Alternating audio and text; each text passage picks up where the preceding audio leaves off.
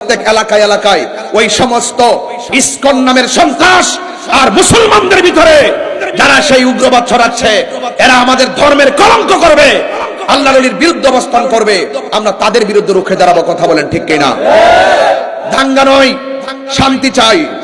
আমরা শান্তিতে বিশ্বাসী, আমরা উগ্রবাদীতে বিশ্বাসী নয়। সুন্নিরা মারামারিতে বিশ্বাসী নয়, সুন্নিরা কাটাকাটিতে বিশ্বাসী নয়, সুন্নিরা জঙ্গিবাদীতে বিশ্বাসী নয়। সুন্নিরা কথা বলে না বলে দুর্বল মনে করো না।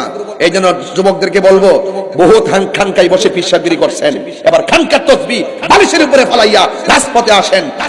আপনি ভাববেন না যে আপনার ক্ষতি হবে না, একদিন আপনার ঘাড়ও এসে বসবে। এরা মুনাফিক নাম্বার 1। প্রয়োজনে ওই সমস্ত বাতিলদের বিরুদ্ধে যুদ্ধ করার আগে প্রয়োজনে মুনাফিকদের বিরুদ্ধে যুদ্ধ হবে। এই মুনাফিকদের কারণে সুন্নিয়তের ক্ষতি হচ্ছে। এই কারবালা হয়েছে কার জন্য? দাড়িওয়ালা, টুপিওয়ালা, পাগড়িওয়ালা, এই সমস্ত মুনাফিকদের কারণেই মুসলমানদের ক্ষতি হয়েছে। ইমাম আলী মুকাম গলার তাজা রক্ত দিয়েছে। কথা বলেন ঠিক কিনা?